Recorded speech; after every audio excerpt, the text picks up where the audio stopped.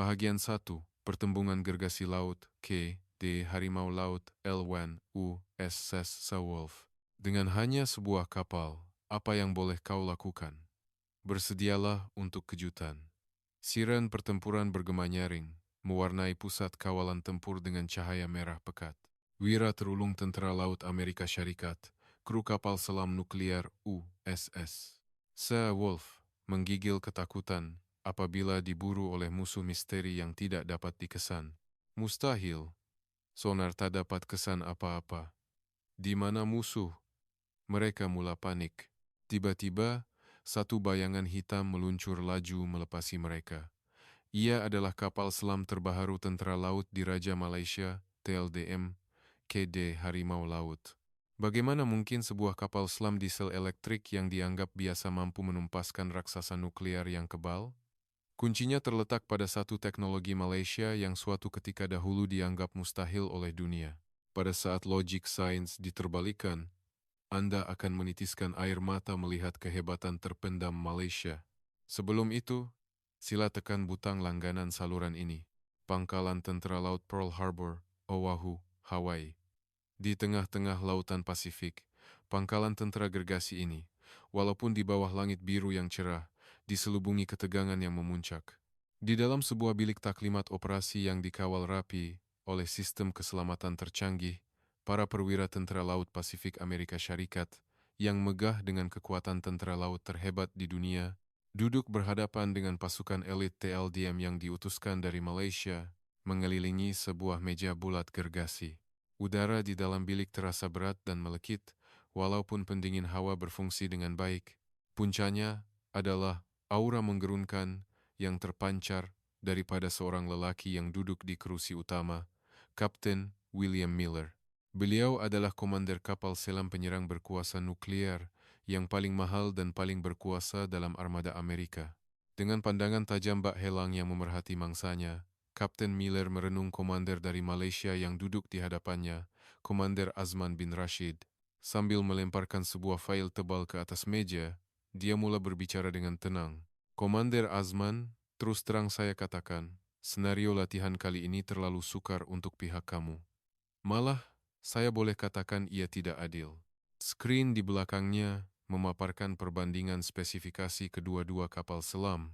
Perbezaan angka yang tertera begitu ketara cukup untuk membuat sesiapa sahaja, walaupun tanpa pengetahuan ketenteraan, berasa putus asa. Di sebelah kiri, raksasa Amerika, USS Seawolf. Sesaran bawah air 9,1137 ton, kelajuan maksimum melebihi 35 knot, dan mampu membawa berpuluh-puluh misil. Paling penting, jantungnya adalah reaktor nuklear yang membolehkannya mengelilingi dunia berkali-kali tanpa perlu mengisi bahan api. Stamina tanpa had. Ia adalah mesin pembunuh laut dalam yang dibina dengan kos $3 bilion seunit, satu budget yang setara dengan budget sesebuah negara kecil, khusus untuk memusnahkan armada Soviet pada penghujung Perang Dingin. Di sebelah kanan, kapal selam terbaru Malaysia, KD Harimau Laut. Sesaran standar 3.000 ton, kelajuan sekitar 20 knot. Sumber kuasanya adalah enjin diesel dan bateri ion lithium. Jika dibandingkan dengan Seawolf, sesarannya hanya 1/3 dan kelajuannya hampir separuh. Ia ibarat sebuah Pro 2 kancil yang coba mencabar sebuah lori balak gergasi. Fizik tidak menipu, sambung Kapten Miller, seolah-olah membentangkan fakta yang tidak boleh disangkal. Perbezaan ketumpatan tenaga antara nuklir dan diesel bukanlah sesuatu yang boleh diatasi dengan semangat semata-mata. Kami boleh membelah lautan pada kelajuan 35 knot dan menyelam selama berbulan-bulan. Sebaliknya, kapal kamu hanya mampu berdiam diri di dalam laut yang gelap sambil risaukan baki bateri. Betul, kan? Senyuman sinis terukir di bibir para pegawai Amerika yang lain.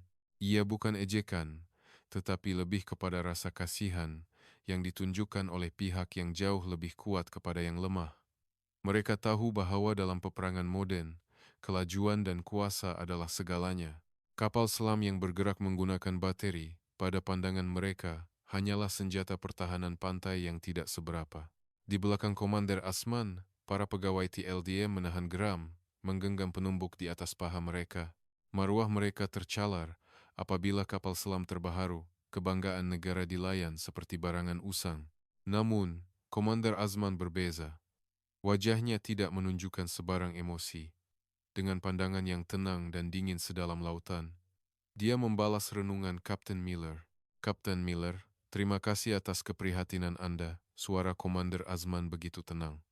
Memang benar, dari segi kuasa dan stamina, kami tidak mungkin dapat menandingi raksasa nuklir Anda. Hukum fizik itu mutlak. Komander Azman berhenti seketika, matanya melirik ke sekeliling meja.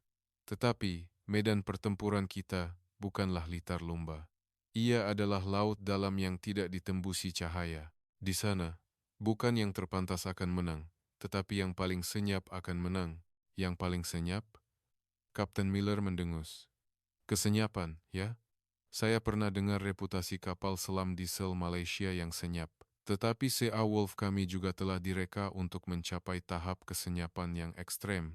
Tambahan pula, kami mempunyai telinga yang jauh lebih tajam, sonar aktif tercanggih, dan sekumpulan drone bawah air tanpa pemandu yang akan kami gunakan kali ini.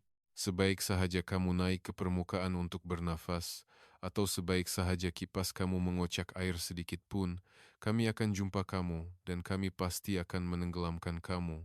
Taklimat berakhir dengan keyakinan mutlak di pihak Amerika dan kesenyapan penuh misteri di pihak Malaysia. Ketika melangkah keluar, Komander Azman memandang ke arah lautan Pearl Harbor yang terbentang luas dan berbisik sendirian. Kami tidak perlu bernafas lagi, Kapten. Tidak lagi untuk kami sekarang. Kapal yang akan mereka naiki, KD, Harimau Laut, dilengkapi dengan sistem bateri ion litium, sebuah teknologi yang diimpikan oleh semua tentara laut dunia tetapi terpaksa ditinggalkan karena risikonya yang terlalu tinggi. Ia adalah katruf rahasia Malaysia yang menjadikan aktiviti bernafas menggunakan snorkel satu sejarah, membolehkan kapal selam mencapai tahap kesenyapan mutlak yang tidak mampu ditandingi walaupun oleh kapal selam nuklir. Namun, Kapten Miller dan armadanya masih belum menyadari ancaman sebenar yang bakal mereka hadapi. Lawan mereka bukan sekadar sebuah kapal selam diesel yang kecil. Ia adalah ninja laut dalam, hasil keringat dan air mata jurutera Malaysia yang telah berjaya mengatasi tembok hukum fizik. Matahari terbenam di Pearl Harbor memancarkan bayang-bayang panjang dua buah kapal yang bergerak keluar ke lautan, bayangan gergasi Sea Wolf, dan di sebelahnya, bayangan harimau laut yang kelihatan kecil. Di perairan inilah, logik ketenteraan dunia bakal berkecai. Mari kita putarkan masa 5 tahun ke belakang. Di sebuah pejabat di Pusat Pembangunan Teknologi Maritim, Kementerian Pertahanan di Kuala Lumpur. Di bawah cahaya lampu Kalimantan yang dingin, suara perdebatan yang hangat bergema di tengah malam. Encik gila ke? Letak baterai ion litium dalam kapal selam? Ini sama macam suruh kru tidur atas tong barut. Seorang jurutera reka bentuk veteran membantah sambil menghentak meja. Di hadapannya, ketua proyek, Dr. Arshad, hanya merenung tajam pada pelan reka bentuk dengan mata yang merah kerana tidak cukup tidur. Cadangan reka bentuk untuk kapal selam generasi akan datang di Harimau Laut adalah sesuatu yang melanggar semua norma sedia ada. Sudah sekian lama, kapal selam Malaysia menggunakan baterai asid plumbum. Teknologi yang sama digunakan dalam baterai kereta, murah dan selamat. Namun, ia mempunyai satu kelemahan yang kritikal, kapasitinya yang terhad. Apabila tenaga habis semasa menyelam, kapal selam terpaksa naik ke kedalaman periskop untuk menghidupkan enjin diesel dan menjana semula tenaga. Proses yang dipanggil snorkeling ini adalah waktu paling berbahaya bagi sebuah kapal selam. Bunyi enjin yang bising dan haba egsos yang dilepaskan menjadikannya sasaran yang sangat mudah untuk dikesan. Ia ibarat seorang ninja laut dalam yang terpaksa menjenggulkan kepala ke permukaan air untuk bernafas. Dr. Arshad bersuara perlahan. Baterai asid plumbum sudah sampai ke hadnya. Kapal selam nuklir China dan Rusia boleh menyelam berminggu-minggu tanpa perlu bernafas. Untuk menyaingi mereka, kita tiada pilihan lain selain mengurangkan kekerapan snorkeling ke tahap minimum. Untuk itu, kita perlukan baterai ion litium. Baterai ion litium yang digunakan dalam telepon pintar dan kereta elektrik mempunyai ketumpatan tenaga beberapa kali ganda lebih tinggi daripada baterai asid plumbum dan ia juga lebih cepat dicas. Dengan memasangnya, masa selaman kapal selam akan meningkat secara drastik. Tetapi kebimbangan utamanya adalah keselamatan. Ingatkah Anda pada insiden bateri telepon pintar yang terbakar? Bayangkan jika ia berlaku 300 meter di bawah permukaan laut, di dalam sebuah kapal selam yang tertutup dan tiada jalan keluar. Kebakaran akan menghabiskan oksigen dalam sekelip mata dan memenuhi ruang dengan gas beracun. Ia bermakna kematian yang pasti untuk semua anak kapal. Halangan teknikalnya terlalu tinggi. Dr. Arshad mengawal beribu-ribu, malah berpuluh-puluh ribu sel bateri di dalam kapal yang sentiasa bergegar adalah mustahil. Jika satu sel sahaja mengalami thermal runaway, ia akan mencetuskan letupan berantai. Kebimbangan jurutera veteran itu berasas. Inilah sebabnya mengapa tentara laut di seluruh dunia, walaupun mengetahui potensinya, tidak berani untuk menggunakannya. Secara teori, ia adalah yang terhebat. Tetapi secara realiti, ia adalah tindakan membunuh diri. Itulah pandangan dunia. Proyek pembangunan itu menemui jalan buntu. Dilema antara keselamatan dan prestasi menghantui Dr. Arshad setiap malam. Dia sering bermimpi kapal rekaannya terbakar di laut dalam, bersama-sama dengan rakan-rakan dan anak buahnya. Mungkin masih terlalu awal. Ketika Dr. Arshad hampir berputus asa, pintu bilik pembangunan dibuka perlahan. Seorang lelaki tua bertubuh kecil yang memakai baju bengkel melangkah masuk. Beliau adalah Tuan Haji Ismail, seorang legenda yang pernah bertanggung jawab ke atas keseluruhan sistem elektrik kapal selam kelas Perdana Menteri. Walaupun sudah bersara, beliau datang selepas mendengar tentang kesukaran yang dihadapi oleh Dr. Arshad. Tuan Haji Ismail mengambil kanta pembesarnya dan meneliti pelan litar K, D harimau laut yang bersepah di atas meja. Tanpa mengangkat muka, beliau berkata, "Arshad, kamu melihat bateri ini sebagai satu bongkah." "Satu bongkah, Tuan Haji?" "Ya, kamu coba mengawal berpuluh-puluh ribu sel bateri sebagai satu sumber tenaga yang besar. Sebab itu kamu takut. Sebab itu kamu tidak dapat mengawalnya." Tuan Haji Ismail mengangkat muka dan merenung tepat ke mata Dr. Arshad.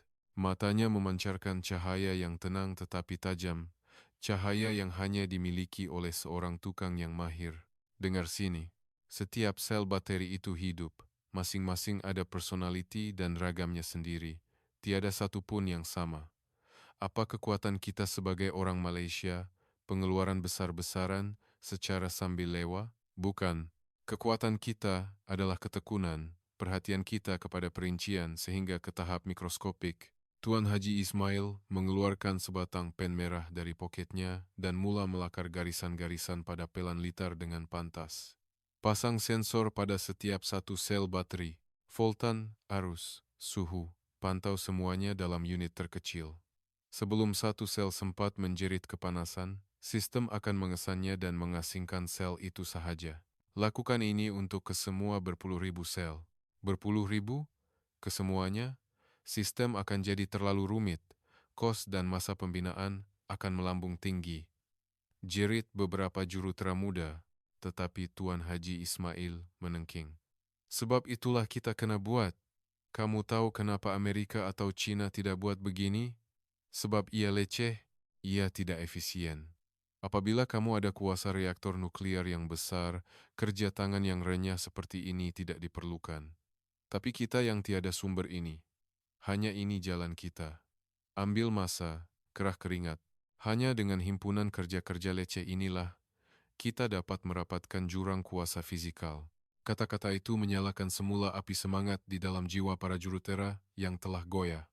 Benar, kita tidak boleh menang dari segi kuantiti. Kita tidak boleh menang dari segi budget. Tetapi dari segi ketelitian, orang Malaysia tidak sepatutnya kalah. Bermulalah hari-hari pembangunan yang penuh cabaran. Jurutera dari syarikat pembuat bateri dan pereka kapal selam duduk semeja, berhadapan dengan berpuluh-puluh ribu sel. Pemilihan bahan penebat, reka bentuk kerangka penyerap hentakan, dan pembinaan sistem pengurusan bateri yang menyatukan semuanya. Ujian yang dijalankan amat ekstrem. Mereka sengaja membuat litar pintas pada bateri, mengulangi eksperimen letupan berkali-kali. Bagaimana cara mengelakkan api daripada merebak ke sel sebelah? Bagaimana cara membendung haba? Hari demi hari, di tengah-tengah bunyi letupan dan asap hitam, Mereka terus mengumpul data. 3 tahun berlalu. Akhirnya, jantung D harimau laut siap dibina. Di dalamnya, terpasang megah sistem bateri ion litium grade kapal selam praktikal yang pertama di dunia. Pada hari ujian terakhir, Dr. Arsyad dan Tuan Haji Ismail memerhati monitor bersama-sama. Ujian pengecasan pantas dimulakan. Arus elektrik yang sangat besar mengalir melalui sistem.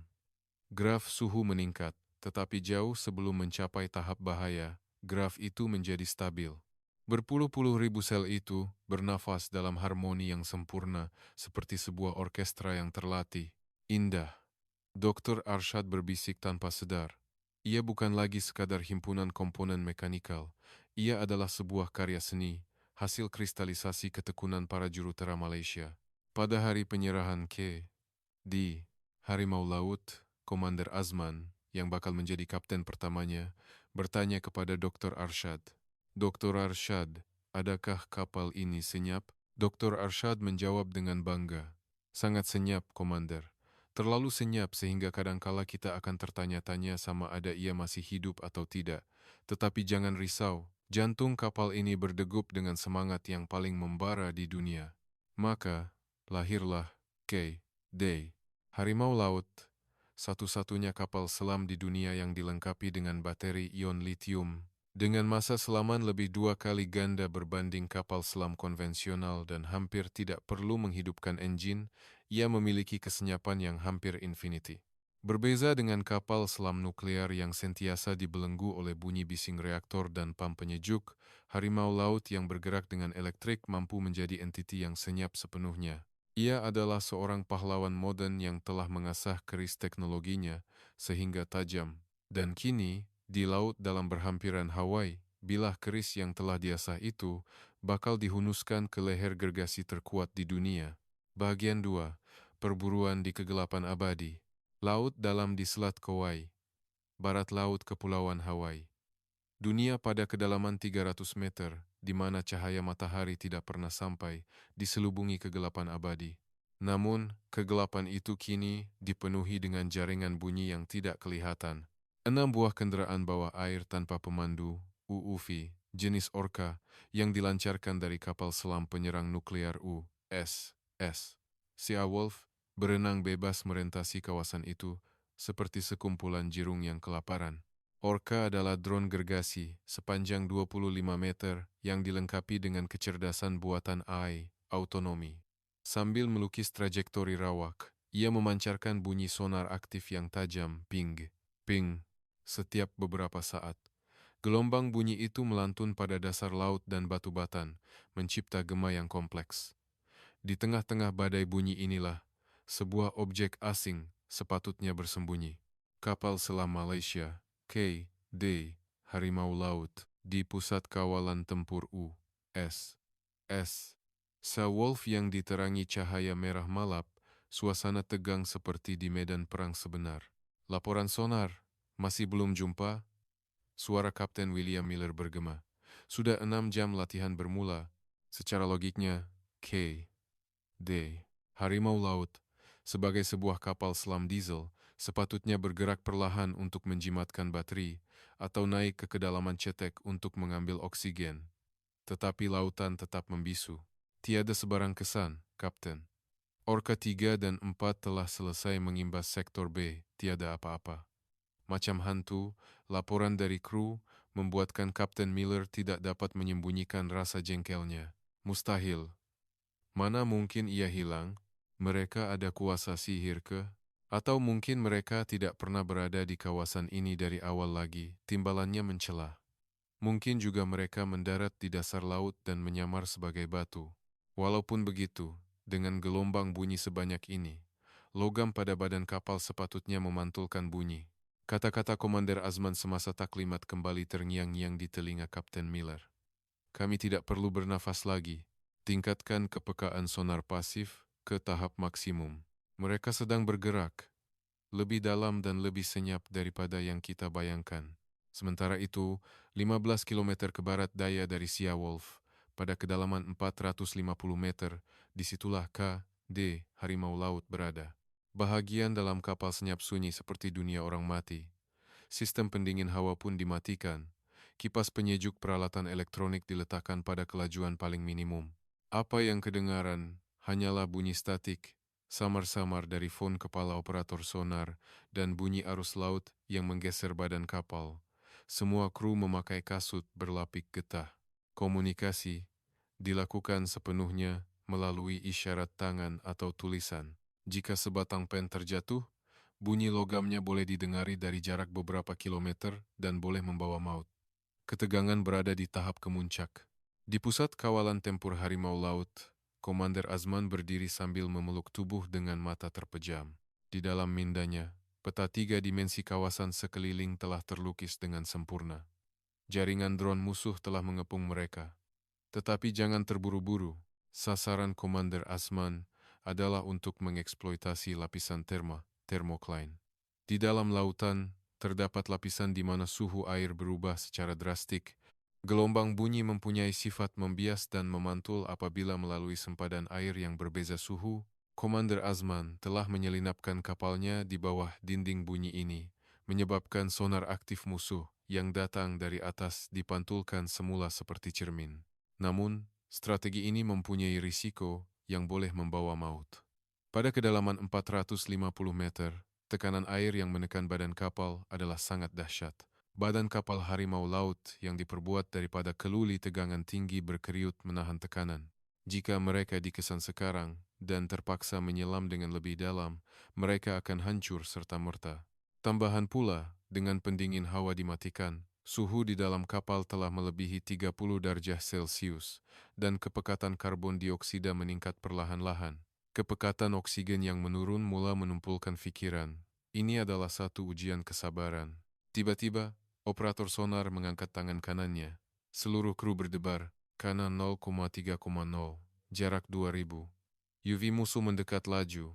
Melihat tulisan di papan putih, mata Komander Azman terbuka.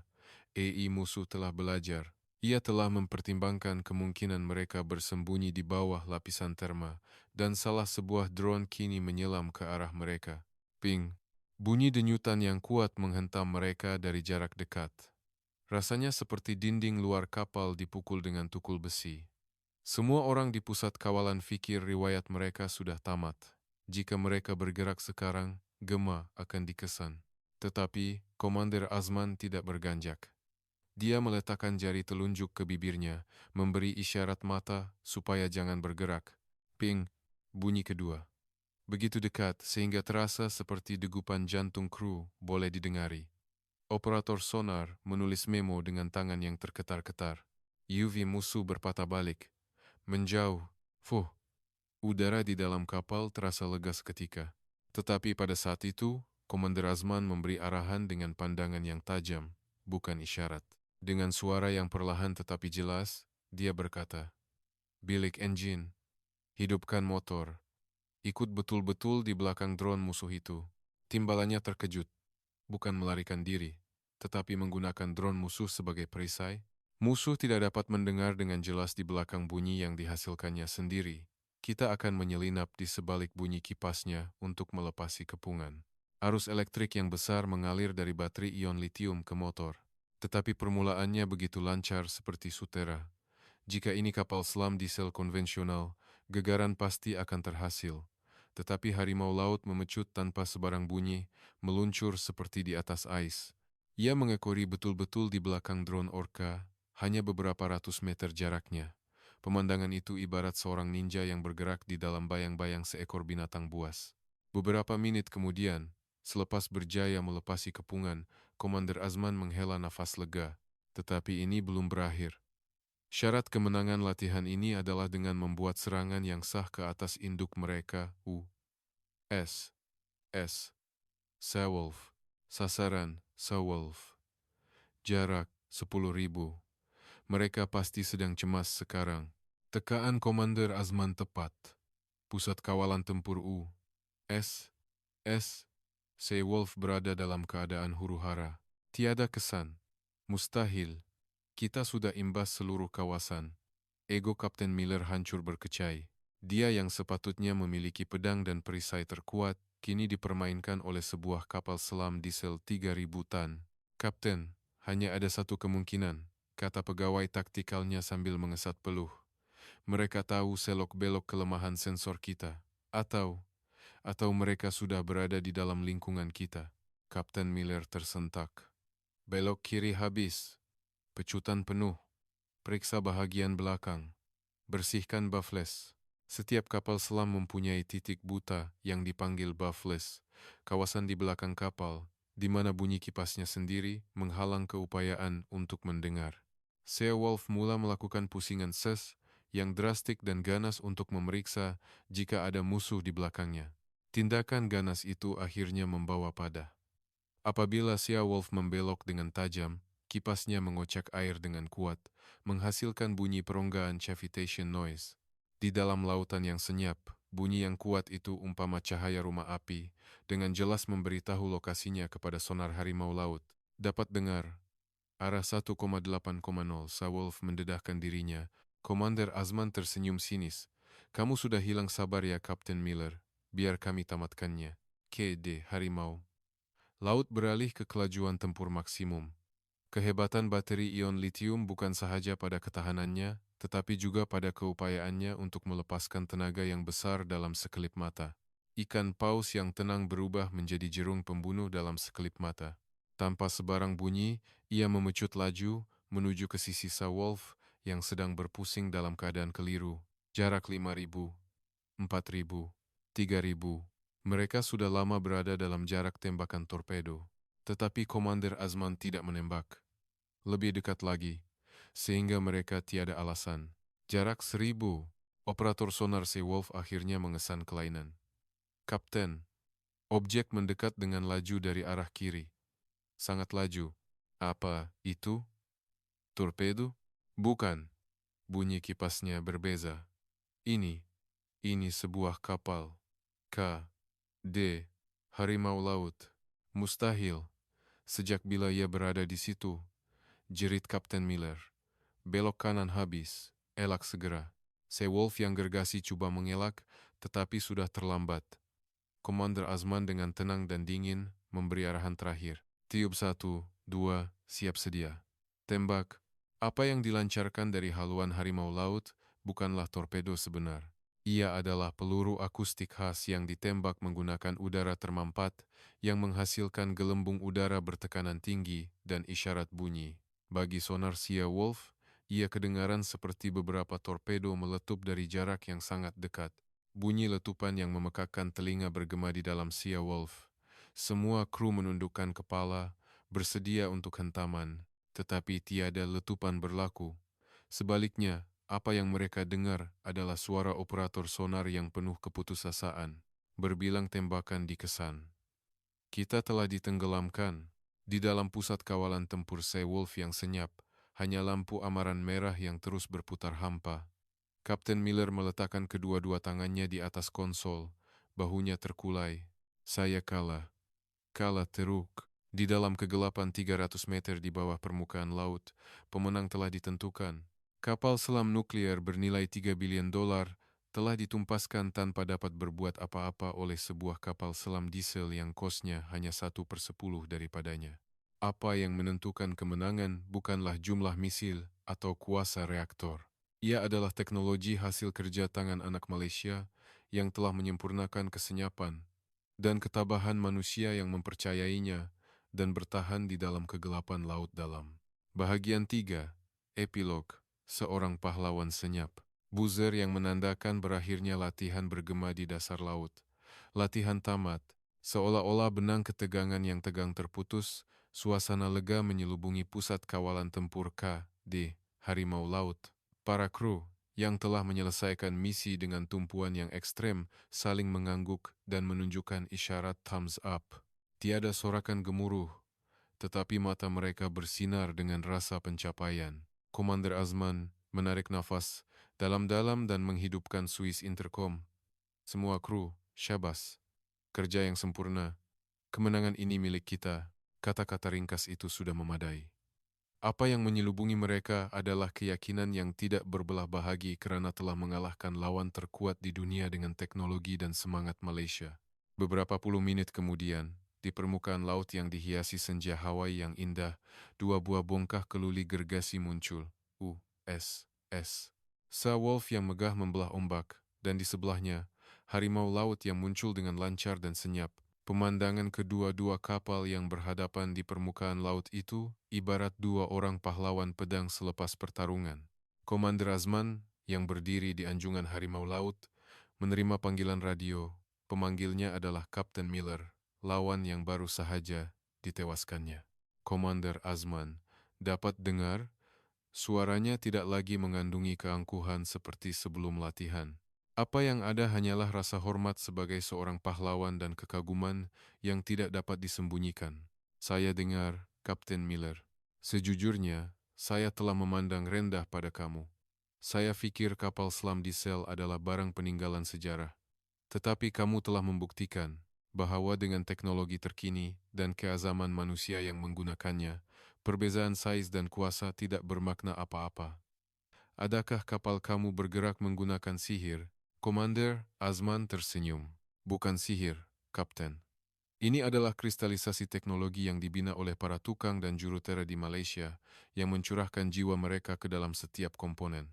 Kami adalah negara kecil yang tidak kaya dengan sumber.